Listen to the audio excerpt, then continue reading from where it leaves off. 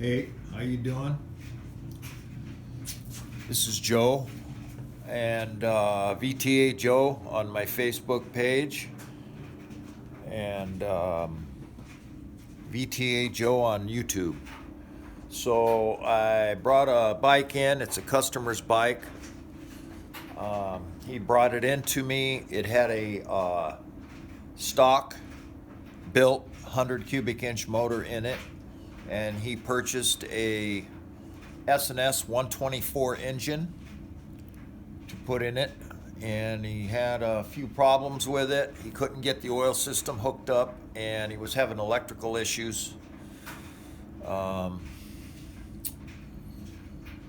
Nothing really fit. The carburetor was too big. He put a Mikuni carburetor on it. It was hitting the tank and things like that. So he brought it to me and asked me if I could finish it off for him. So that's what I'm doing. I wanted to take a review of the bike and tell you what's going on with it. So let's get right into that, and I'll show you what has been happening with this bike since it's been here. So the first thing I should tell you is that the motor came to me with no oil lines hooked up. Now all the oil lines were there, but he hadn't plumbed them into the pump, so I had to do that. I had to plumb them into the pump. Let me get a light so I can show you what was going on, what I did. So they weren't plumbed into the pump. So what I did essentially was I ran that there's the original line that came in. So I had to run these fittings from the feed side of the oil intake from the tank and finish up those lines. And then it's pretty hard for you to see, but if you can,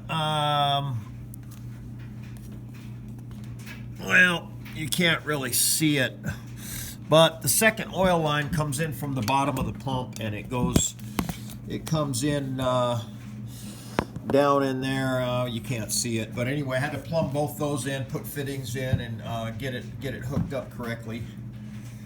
I haven't primed it yet.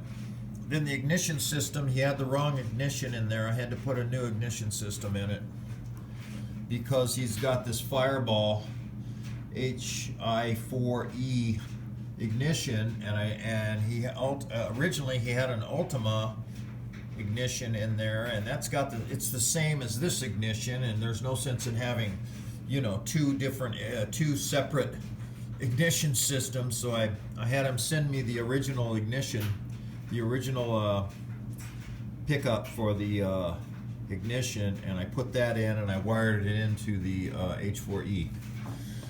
Also, the carburetor was hitting the tank. It was too big. The tank was sitting too low.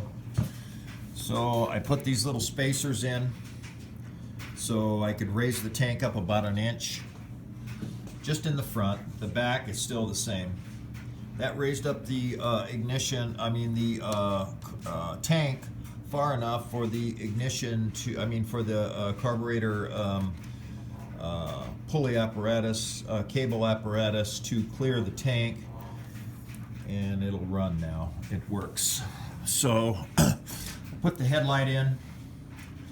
I run the wiring. Now this extra wire here is for a stereo system that was once on the bike, and it's got the high power cable and all that stuff, and I guess the amp is going to go into the fairing when he puts it on.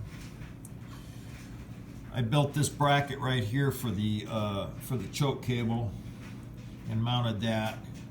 I was going to have it powder coated, but he said just paint it black, so that's what I did. And then I had to run the fuel hose around and down to the carburetor. Let's see what else. Oh, the wiring was messed up. He had his wires crossed going to the battery, and I was not able to get any kind of juice out of it until I got it wired up correctly to the circuit board. So I got that finished off. Right now I'm setting the timing. I've got the timing set at 30, I think it's 28 or 32 degrees advance. There's the marks for it. You know, the easiest way, if you're ever gonna time an EVO motor, the best thing you can do is, like I did, you put a mark on the stator housing and then put a mark on the case, and you set that mark either at TDC or at 35 degrees past top dead center advance, and that gives you a good reference point for starting the motor. And it also makes it a lot easier because with this style EVO motor, you've got the plug, the timing plug. So what I do is I set the timing to I set the advance mark on the flywheel, and then I mark the stator, and you can plug this off so you don't blow oil all over the place when you try to time it. They do make a clear plastic plug, but it's almost impossible to see through it when the motor's running and pick up the timing mark. So what I do is I set the timing down here by setting the timing here first at the advance mark, which is 35 degrees. I usually set it towards the front of the hole, set the center line for the advanced timing mark. I don't know if you can see in there and see that, but it's set almost on the, well, I can't really show it to you. It's hard to see it, but it's in there. Anyway, I set the line towards the front of the hole, and that brings it back to about 32 degrees, because these S&S, big S&S motors prefer about 30 degrees advance on the timing instead of 35. So that's the way I've set it up. Now, I got the bike ready to go, ready to run. Everything was ready to go. And I went to turn it over, and I had a little problem. Let me show you what happened. This clutch basket right here is the original clutch basket that came out of the motor, or out of the bike. Oh, wait a minute. No, this is the new one. I'm sorry. That's the one I'm putting in. This is the one that came out. And as you can see how it's all scratched up around this section right here. See all those scratches and marks? I'm pretty sure you can see those. If you look at the other one, you will see how clean it is. You see the difference, how clean that area is right there between the gear, here and this area here is nice and clean and shiny and freshly machined right from the factory. Okay, and if you look at this one, you can see where it's all gouged up and damaged. So something happened, and what I think it happened was this gear in this year model, it's a 1987 FXR. What happened was this gear slipped. It slipped off, and it made a few circles around on this section here before the person that whoever owned it at the time realized it.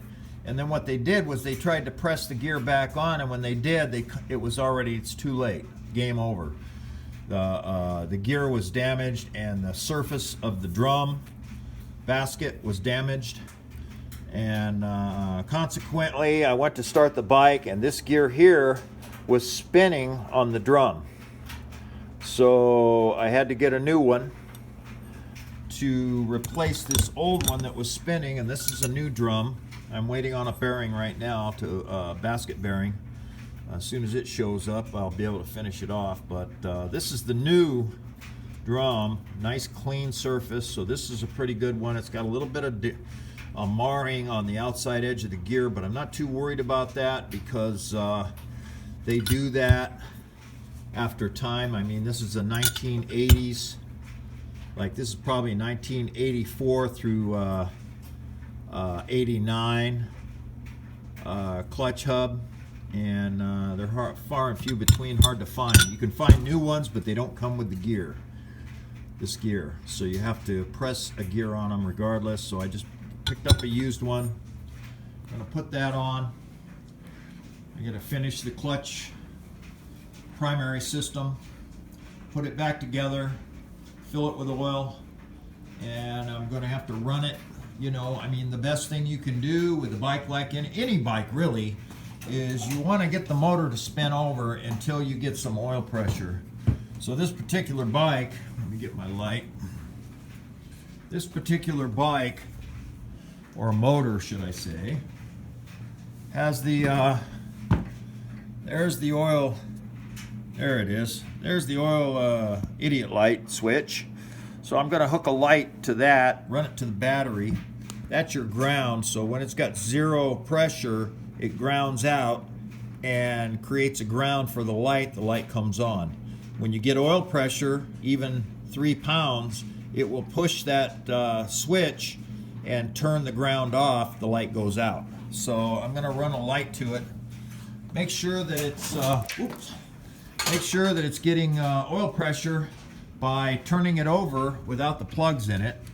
If I have to, I'm going to rig up some kind of a system to hook to the back wheel like a drum on a motor and spin the back wheel and get this thing turning over until I get oil pressure. You know, the thing about these big motors, the 124s, the 131s, the 120s, they're not for the,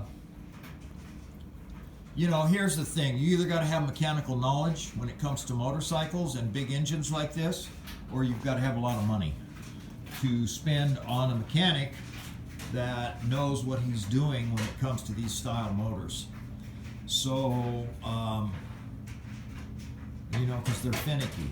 You got to get the timing right. You got to get the ignition right. Everything's got to be good in order for it to run correctly with longevity. Now, I'm a mechanic. Been a mechanic on Harleys for probably 12 years now. Let me see. 9 and 8. Well, no, about 9.5 years now. I've been working on Harleys, and it's my forte, man. I love doing it, and it's what I like to do. So, you know, I'm building this bike. I'm going to tune it, and I'm going to get it running for him so he can take it back to Santa Maria, California, so he can, you know, ride it back home without an issue. So, anyway, I just wanted to post a little video letting you know what's going on with this bike and what I'm doing to it, and that way you will maybe gain some knowledge. Anyway, I'm on Facebook, and I'm also on YouTube. And if you have any questions or comments, please let me know, and I will try to answer them as best I can. Just one real quick little side thing. I know the light is pretty bad in here, so I'm sorry about that, but that's all the light I have. This is my S&S 131. It was a SA 126, and I built it to a 131 custom exhaust, Mikuni 48, etc., etc. But it runs like a dream, man. It runs like a stock bike. It's got dual compression releases, and it runs really well. So anyway, if you got a big motor and you need somebody to work on it, let me know. I do one bike at a time. This bike is in here now, so I'm not taking any more bikes in till it's out. I'm not doing it really for the money. I do it for the pleasure of working on big motors.